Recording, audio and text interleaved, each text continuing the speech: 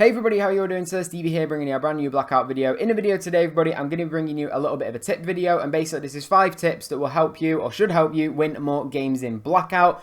These tips have helped me get to just under 300 solo wins so far in Blackout, so I'd say they're definitely worth taking note of. They're not major tips that are like, gonna guarantee you a win every single game, but these are little things that will help you, and at the end of the day, it's little things that can make the big difference in a game like Blackout. It might save you from making a mistake you've been making again and again, which might be the reason for you dying a few times in a row in a game, and it might help you turn that loss into a win. If any of these have helped you, please feel free to let me know in the comments. It's great to hear from you guys. And as always, if you are new to the channel, feel free to drop a subscribe and like. We're on over 1,300 subscribers now, and we're trying to hit that 2K mark. So if you could do me a massive favour and hit the subscribe and like button, it'd be really appreciated. The gameplay itself you're watching on your screen is from a live stream, and I live stream about 6 days a week for 4 to 5 hours each time. So if you enjoy watching Blackout and enjoy seeing those wins, feel free to hit the subscribe and like button as well. And don't forget to turn on the notification button as well, people, because I'll be doing a Scuff Controller giveaway over the next few weeks, so you don't want to be missing out on that as well. Without further ado, everybody, I hope these tips help you out. Let's get straight into them. So coming into the first tip that I'd recommend everybody for just doing better in the game in general, it is just stick to your strengths. A lot of people you see say this is the best gun combination in Blackout. These 2 guns will mean that you'll win every game. You'll get 50 kill wins, and it's at the end of the day, it's not true. It's basically you need to stick to your strengths, and the reason being is because just because a gun combination works for one person doesn't mean it's going to work for you. They might be saying that the KM57 and the Damon is the best combination in the game. You might not be that good with the KM57. So at the end of the day, yeah, you could learn that gun combination, but it does take time, obviously, to learn sometimes how to use a particular gun. I feel that, say, with the KM57, you have to use it in bursts, whereas most assault rifles, you can go fully automatic. So I'd say, in all honesty, just stick to your strengths. Don't try and go something that's foreign to you. If you feel like, say, you're not that good at sniping and you don't feel like you're going to get any better at sniping, I don't recommend picking up a sniper rifle, obviously. So that's why I just say stick to your strengths, stick to the guns that you know you're good with. Because, say, for example, you're using a gun that you're not that good with, like the KN, you may miss a few bullets and it may make the difference in the gunfight. Moving into tip number 2, everybody, this is vehicles. A lot of people make it their solo mission to kill me with a vehicle. I cannot tell you how many times someone has killed me with a vehicle, and I have been fuming, nearly like broke my monitor, because at the end of the day, there's no skill in running someone over in a vehicle, and that is why it's not a good idea to kill people with vehicles. It doesn't make you a better player at the game. It doesn't make you better at winning a gunfight, or winning, getting better at sniping, or getting better at using a certain AR. In all honesty, I just steer clear of vehicles. The only reason I use a vehicle is if I need to get to a certain location, and if I don't use this vehicle, I may die to the zone, I may, say, lose my trauma kit, or I may lose a ton of health, and I feel it's just not necessary because I've got to travel from estate all the way to fracking tower in one zone, because the game likes to screw you over like that sometimes. But yeah, I'd steer clear of vehicles. The reason being is vehicles make a lot of noise. When you're getting off a vehicle, you don't know who's around you. Someone could be camping in a bush a few feet away and they could just jump out and kill you instantly. Vehicles make a ton of noise, so people know where you are. You can't hear them, so you don't know how far away people are. And of course, now we've got extra things in the game. We've had them for a while, like EMP grenades. Mesh mines are very good at taking out vehicles as well. So in all honesty, I'd say just steer clear of vehicles as a rule of thumb. Moving into the next tip, everybody, and this is basically to do with rotating in the game. I feel like this is a big thing that people don't really know how to do in Blackout, and it's just the basic movement of a game, knowing how to use the zone to your advantage in a game of Blackout. And one thing that I'd really recommend in this game and in Blackout as a whole is do not stay central. What I mean by that is if you're in the middle of the zone, you're going to have people coming from all different directions.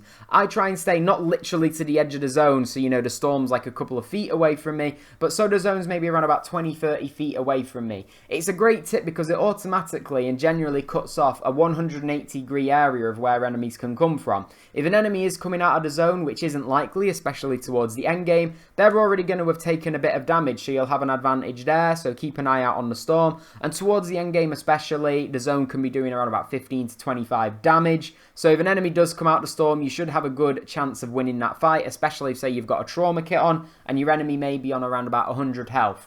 So in all honesty, I'd say stick to the zone, and of course it means that most enemies, and well, about 90 to 95% of enemies are only going to be coming from in front of you, so you're not going to have some corner camper shooting you in the back, which is always irritating. Moving into tip number 4, everybody, and this is one I always use to my advantage. I have sort of a list of perks that I always try and get in a game, especially for an end game, because I feel like perks become even handier there. I feel like a lot of people overlook perks and they think, oh, I'd rather carry an extra concussion or an extra frag grenade. But for me, sometimes I'd rather have a perk than the frag grenade or the sensor dart or the grapple gun or the mesh mines. The reason being, perks I feel are really underrated in this game. For me, I'd say the most overpowered one is probably Dead Silence, because it's not as though it just quietens your footsteps, they literally disappear. But in all honesty, Dead Silence doesn't last that long, it only lasts 2 minutes, whereas the more important perks last around about 5 minutes.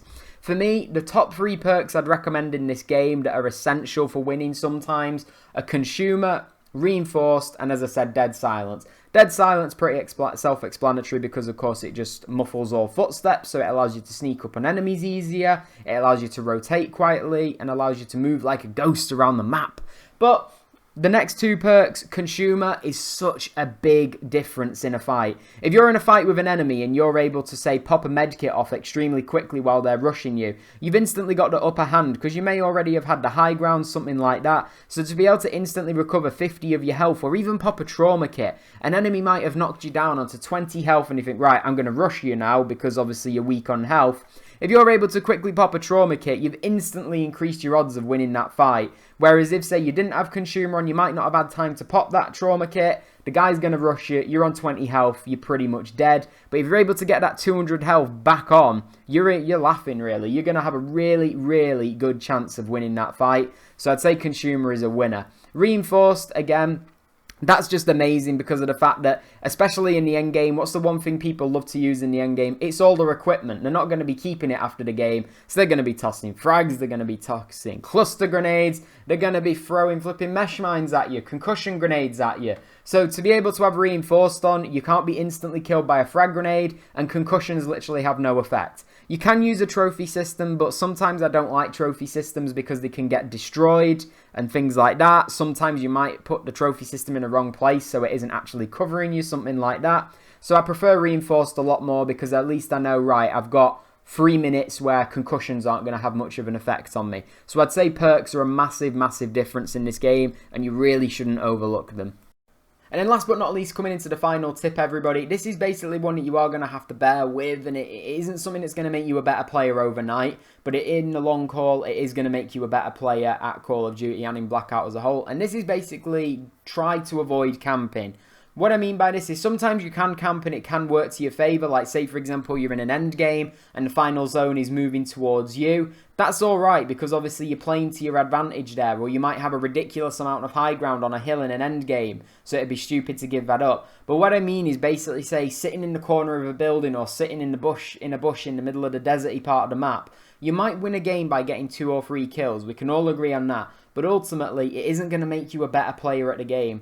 The reason people manage to get these ridiculous games where they get like a 30 kill win in quads is because they've played the game, they've died, they've learned from it. You need to watch the kill cam when you die, that sort of thing, and you'll learn how to become a better player. Ultimately, if you sit in a corner and only shoot people in the back when they've not seen you, you're not going to become a better player at the game. As I said, while you might be able to get the odd win here and there with sort of single figure kills with maybe 3 or 4 kills, that isn't making you a better player at the game. If you want to become better at the game, you're going to have to play the game in the way it's meant to be played, which is sometimes in an aggressive way. The way I'd really recommend improving on this aspect is playing Alcatraz. Alcatraz is such a good way at learning how to improve, say, your close quarter fighting, that sort of thing. And if you die, you can respawn so long as your team's alive. So it's not as though you've maybe lost all your loot and you have to start all over again. As I said, at the end of the day, camping doesn't make you a better player. It may get you the odd win now and then, but it's not going to make you a better player and make you get high kill games like you might be wanting to do, or becoming a more consistent player and winning more often. But yeah, these are just all my thoughts. These are things that have really, really helped me in the long haul in Blackout at becoming better as a player, getting more wins as a player, and just learning how to outsmart my players more in general. But that's not all, everyone. Seeing as it's the weekend, I thought I'd bring you one last bonus tip just for a little bit of extra good luck. And that's basically, don't be afraid to back out of a fight. It's really tempting sometimes when you're in that last minute fight with someone and you're in the end game or mid game, and you're in maybe even in that 1v1 and you're going for that final kill and you think, you know what, I'm not going to medi up, I'm just going to keep on shooting and hopefully kill him. And that's one of the biggest mistakes you can make. I'd say if you're on less than half health, don't be afraid to just quickly crouch behind cover and medi up and something like that, especially if you've got something like consumer on where you can quickly pop like a trauma kit or a med kit. That extra little bit of 50 health really could go a long way. They might only be on 20 health, you might then also be on 20 health, so to be able to get that extra 50 health on really quick could just make the difference in winning a fight. You know, it might just stop them getting a lucky shot on you, or, you know, you trading for the kill. So if you get the chance, don't be afraid to just back out for a quick second and heal up and that sort of thing. I'm not saying run away from the fight completely, but maybe just back out the fight for like half a minute or so, or just like 5-10 seconds, just to pop a medkit off. It really, really can make a difference, and it saved me a lot of times. I hope this video has really helped you guys out. If it has, as I mentioned, please feel free to drop a subscribe and like it. It'd be really massively appreciated. Don't forget to turn on the notifications as well, everybody, because as I said, I am going to be doing a Scuff controller giveaway in the next few weeks as well. But that's all from me for today, everybody. Thank you for watching as always. I hope you all have a wonderful, wonderful weekend. Peace out, everybody. Thanks for watching. Take care. Bye for now.